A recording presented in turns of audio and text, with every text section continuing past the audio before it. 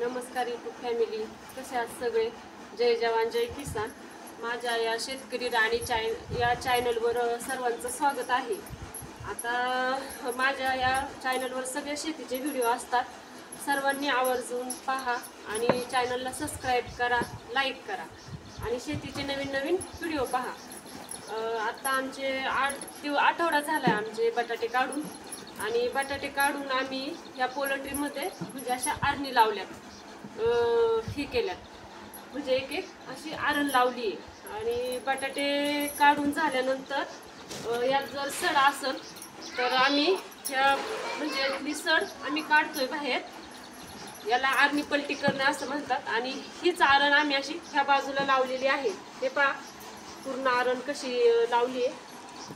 म्हणजे ही आरण पलटी केल्यामुळं यातली जी सड असेल ती कमी होते आणि म्हणजे हा असा बटाटा जास्त वेळ टिकतो. यातली माती पडून जाते.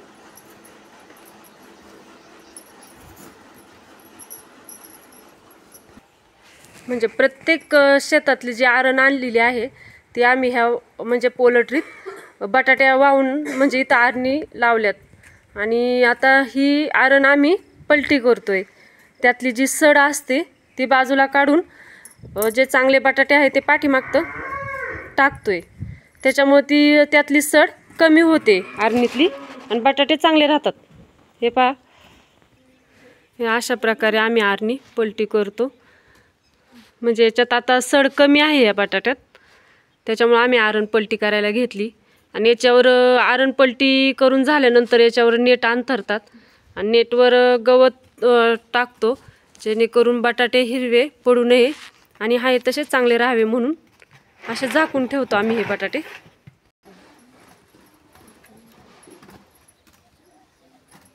म्हणजे जशी आरण पुढच्या बाजूला असते तशीच पाठीमागं ती आरण अशी काटा आरण लावायला लागते वरून. हाय तशीच फक्त मागं टाकायची, हे बटाटे मागे फेकायचे.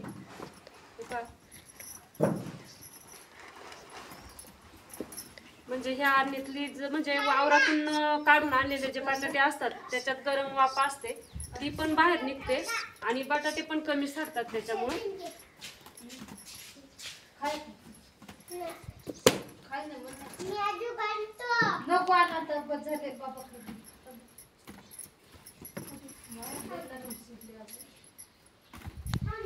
आरण पलटी केल्यामुळे म्हणजे बटाटे चांगले राहतात, म्हणजे त्यातली सड कमी होते.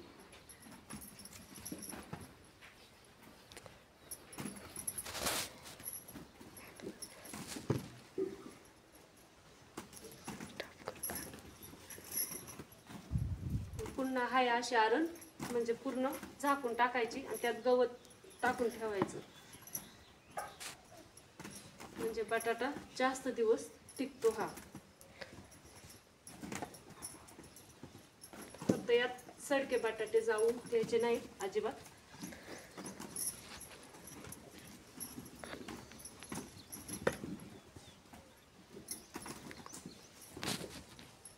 थोडी उंच करा आरण तिथं.